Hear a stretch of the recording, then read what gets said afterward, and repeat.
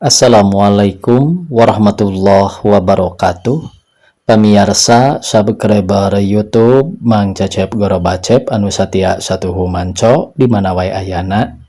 Dina dangat ayana urang neraskeun hanca dongeng Jiad Kang Haji bagian ke-22. Dina wengi ayeuna judulna masih keneh nyaeta Nyaba ka Lombok.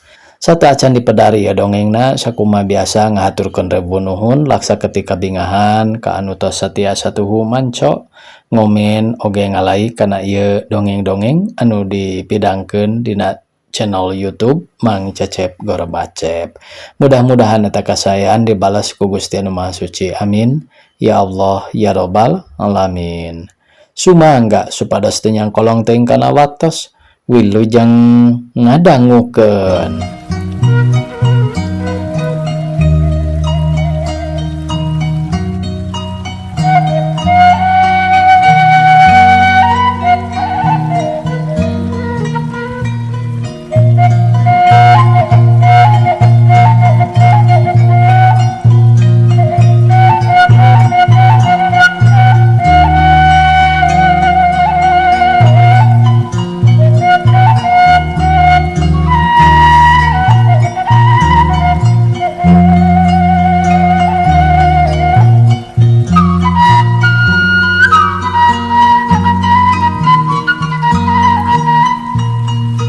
Lalaunan sereh anu weteh dipake nutup udal meunang teh gaganti nu dicekal ku kenca.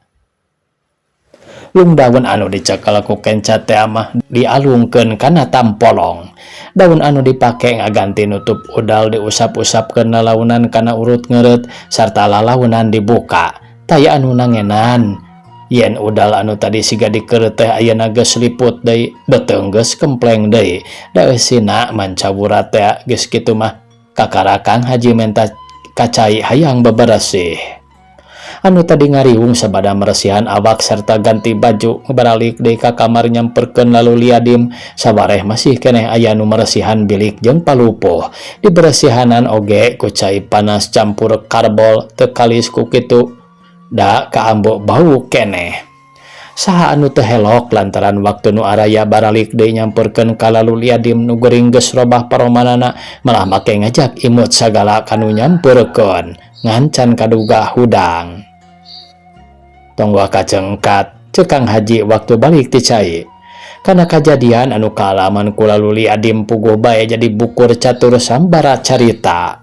Komo lalu liadim mah teu mangkuk 3 poe geus bisa hudang malah geus bisa barang dahar ngobrol ngariung jeung Kang Haji. Sanajan kitu sajeroning ngobrol teh anu teu boleh pada ngariung sok diselapan wijangan sangkan lalu liadim katut kulawargana kudu ati-ati lantaran penyakit anu karandapan teh bisa jadi bakal tumiba kanu sejena. Sing waspada we jeung ulah kendat muntang ka Allah Subhanahu wa taala ceuk Kang Haji. Dina riungan keneh ku lalu liadim dibejer beaskeun saha sabenerna Kang Haji teh ari liadim nyaho teh ka Kang Haji. Bane bae benang tilakat muntang ka Allah Subhanahu wa taala minta pitulung sangkan bisa nyageurkeun panyakit. Tas tahajud cenah harita teh bet kapulesan reup bae dina sajadah bet tuluy ngimpi panggih jeung hiji lalaki anu dedeganana jangkung henteu pendek henteu rada lintuh turu aya karangan dina pipina. Ana ngobrol katangen yen lain urang dinya tapi ti jauhna ti tanah Jawa beulah kulon. Sanajan teu nyebutkeun saha-sahana tapi lalu liadim geus nyatet kana sakabeh tanda-tandana sarta nitah ka anakna anu cikal. Lalu Yusuf pikeun neangan ka tanah Jawa bagian kulon.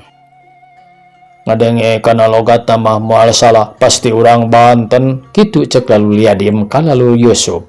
Lamun dina basa Sunda mah sanajan teu kudu dibejaan Kang Haji oge geus uningaeun yen di lemburna mah lalu liadim teh kaasup bisa. Ngan nya kitu mungguhing jelema teu kaop aya nu nyong colang sok pada mika sirik siga ka lalu liadim. Ari Kang Haji da lain ka lalu liadim tujuan datang ka Lombok teh eta mah ukur jalan pikeun ngalaksanakeun tugas anu dipancenkeun ti nu jadi guru.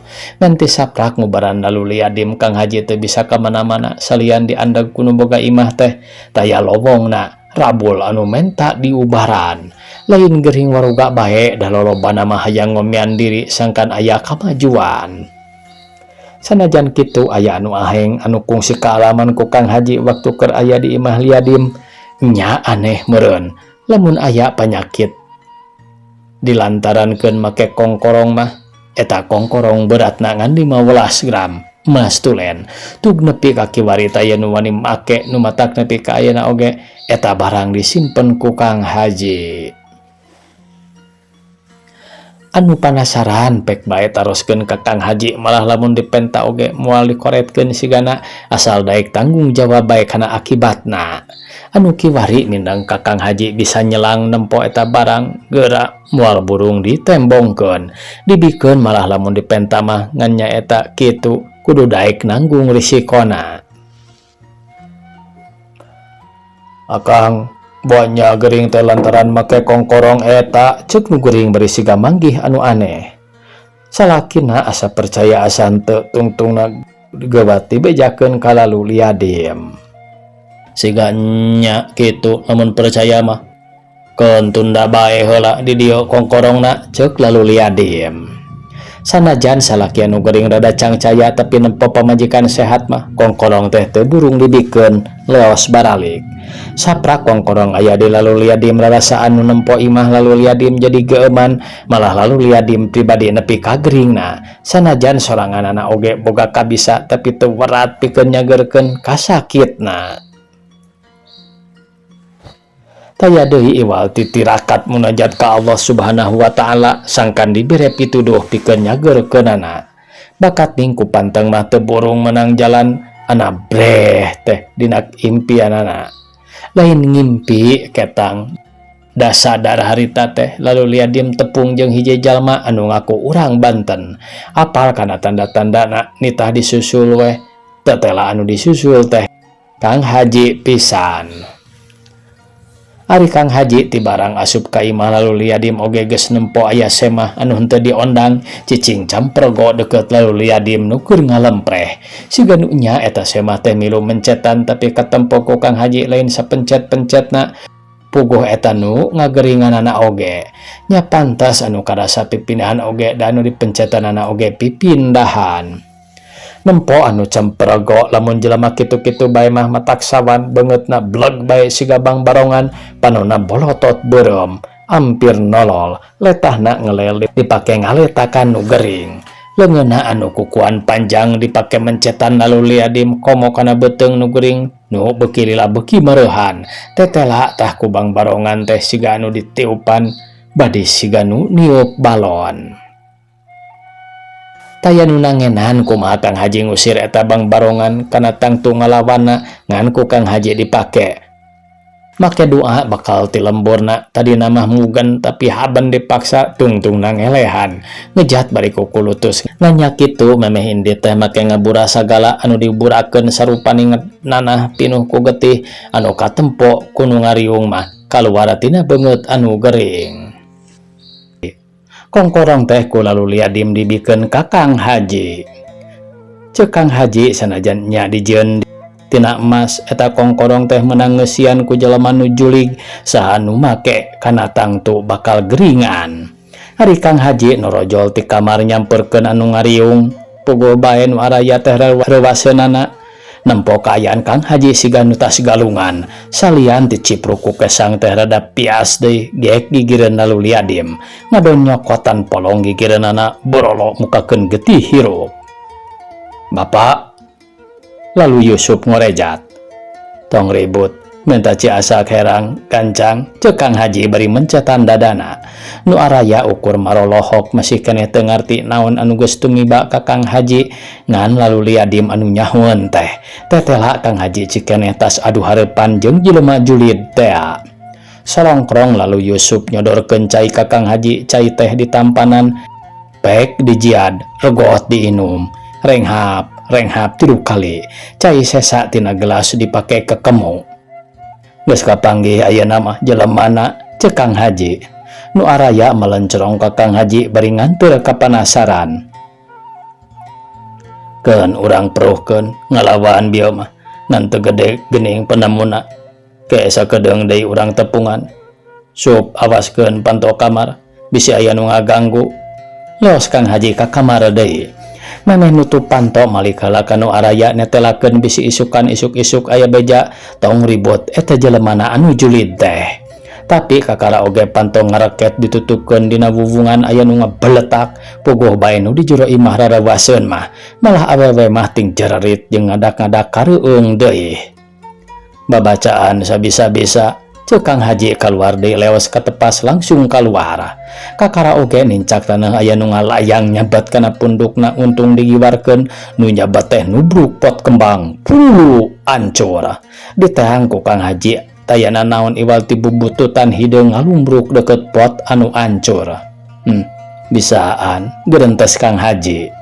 Hiuk angin ngagelebug, angin wawarehan ukur sakuriling Kang Haji wungkul, hampir bae Kang Haji oge kapangpengkeun. Gubat ngajanteng napak lemah 3 kali sidakep bari babacaan, kubrag ti luhur aya nu ragrag ditempo ukur kalakai. Tong nyamuni ari bani mah, sok ayeuna urang adu hareupan, ceuk Kang Haji. Nu di jero imah ting kolese dayang nyaho kaayaan di luar tapi dihulag ku lalu liadim. Karunya bapak, cek lalu liadim, waktu rek keluar dicareku bapana. Moal naon sing percaya we, tembal lalu liadim. Lalu Yusuf diuk di gigiran bapana bari renghap ranjuk, nu araya ukur silih reret bari hayang nyaho, kumaha kaayaan di luar. Aya kasempetan keur Kang Haji neang Zain di mana ayana. Si horeng maneh namah keur numpi maneh di kamarna bari babacaan. Nempok kaayaan kitu mah Kang Haji ogegek diuk dina lemah sidakep. Dasar anu panasaran sanajan Kang Haji masih keneh lungse oge geus pada ngariung hayang pada nyaho. Kumaha pangalamanana nu matak nepi ka kajadian kitu? Da ceuk panon lahir mah asa pamohalan, ukur ngajentul tapi nepi ka rembes getih mah. Kang Haji oge lain teu ngarti kanu ngariungan teu niat tadina mah teu hayang nyaritakeun naon geus naon nu geus kajadian cikeneh. Sieun disebut takabur. Tapi ari disedak-sedak ku sararea mah sangkan Kang Haji ngadongeng teu burung daek, derak-derak Kang Haji ngadongengkeun pangalaman anu kakara rengse ngeunaan tarung jeung Jain. Geus kanyahoan teu samemehna si horeng anu ngagalaksak di lembur lalu liadim teh lain pituin urang dinya tapi teh jauh ti lembur Kang Haji sorangan papada urang kulon. Datangna kadinya estu nganter ka hayang ngalajur nafsu ngumbar amarah hayang nembongkeun ka dijayaanana beri hayang nyaho saha kira-kirana anu wani ngayonan.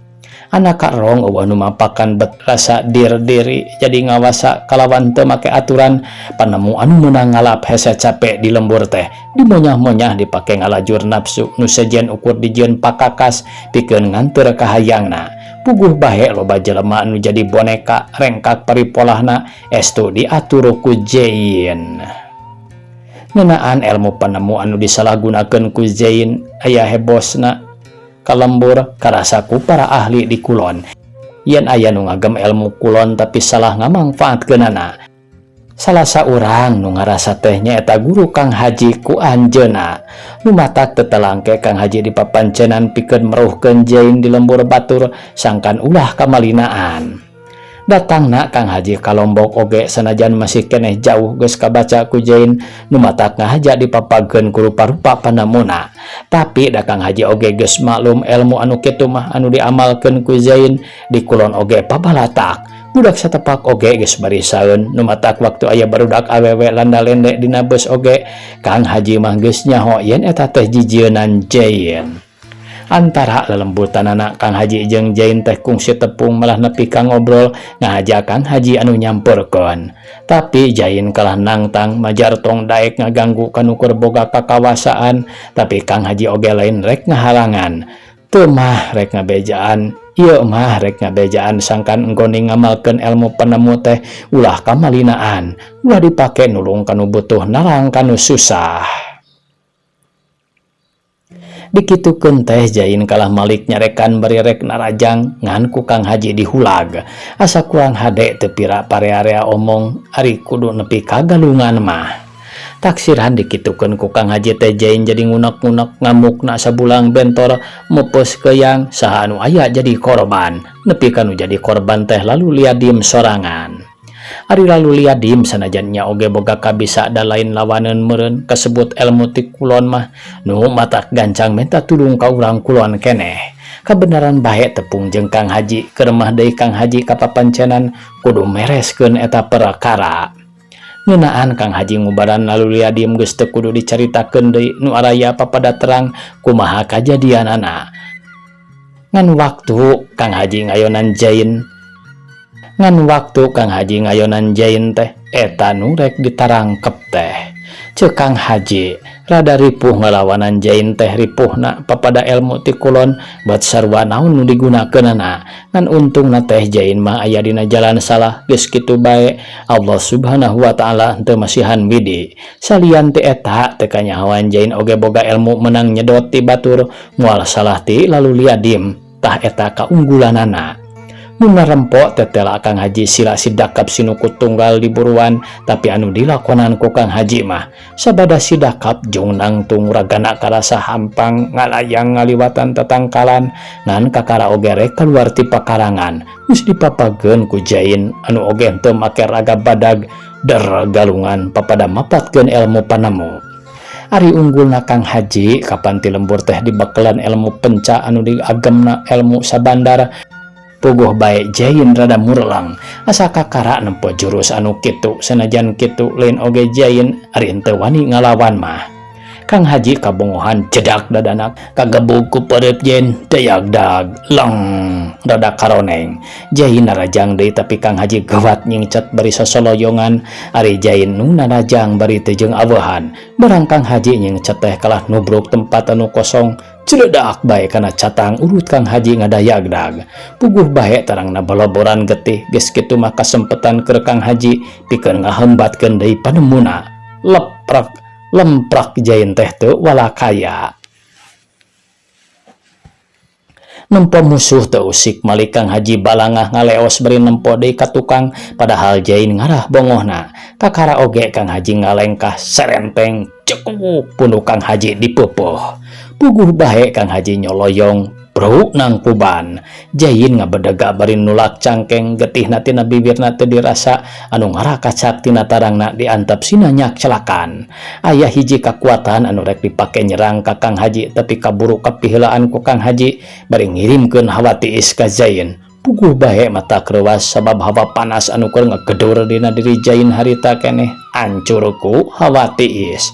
Rumpuyuk lir kapas kaibunan Jain taya tangan pangawasa. Tah kitu dongengna teh. Ceuk Kang Haji bari nutup dongengna. Kumaha atuh ayeuna si Jainna ceuk Yusuf.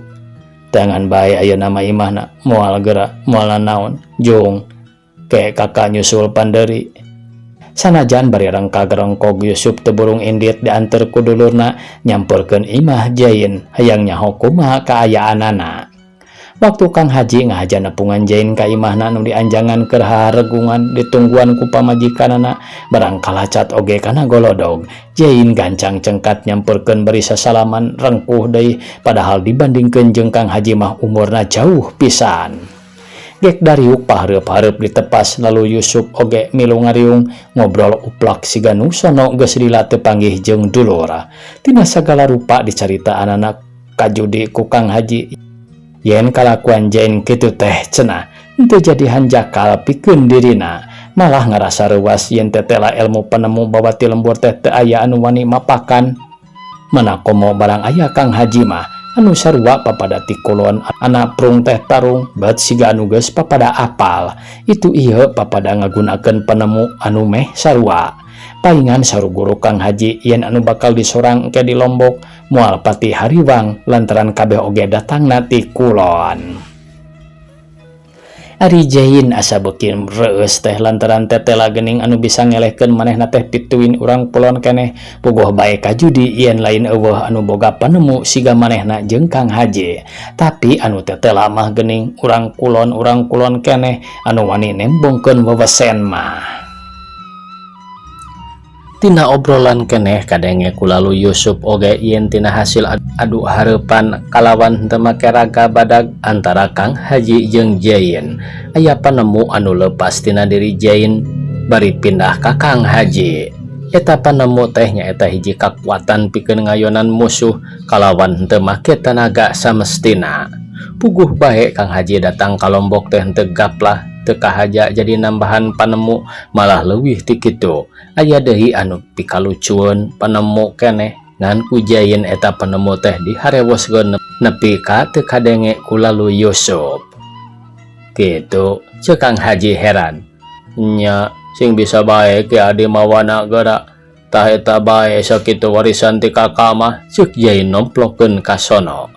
Dina obrolan anu sejana Jain kacidangan nuhunkeunana ka Kang Haji nu geus datang ka dinya. Loba pagawean cenah ceuk Jain teh. Salian ti eta aya deui anu dibejakeun ka Kang Haji teh sanajan diharewoskeun tapi nu sejen atra ngadenge. Majarah kasempetan pikeun Kang Haji nambahan pangaweruh jeung pangaruh di eta lembur. Ulah eleh ku urang dieu tembongkeun ti lembur urang, kakak percaya ade bakal bisa ngamangfaatkeun kitu ceuk Jain teh.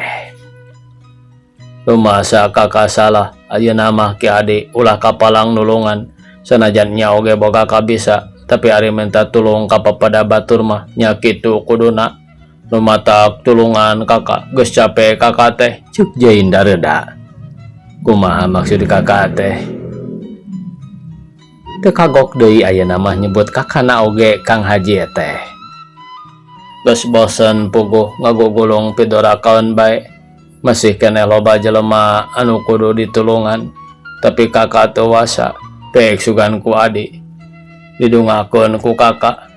Kakak mah rek mentuan ti tukang bae. Si horeng anu kudu dipigawe ku Kang Haji teh lain pagawean enteng-enteng, moal salah aya patula patalina jeung jiwa manusia. Siga model hiji poe aya nu datang ka imah lalu liadim maksudna mah hayang nepungan Kang Haji anu masih keneh aya di dinya. Dadak-dak eta semah wakca majara boga dulur gering geus tinggal kulit dipake mungkus tulang. Ceuk anu ngubaran nu gering teh geus teu kudu diubaran deui anggur anteur kahayangna bisi hayang pake hade. Dahar ngeunah pek laksanakeun, malah bisi hayang kawin mah asal aya nu daekeun poma ulah dikoretkeun. Anu ngubaran ngomong nu gering teh meneran pisan ngadenge atra pisan malah puguh bae nu gering teh kalah beki panah, ceuk pikirna. Omongan nu tadi teh hartina moal salah umurna geus moal katulungan. Nah gering naon atuh? Nah wah dokter anu bisa ngubaran?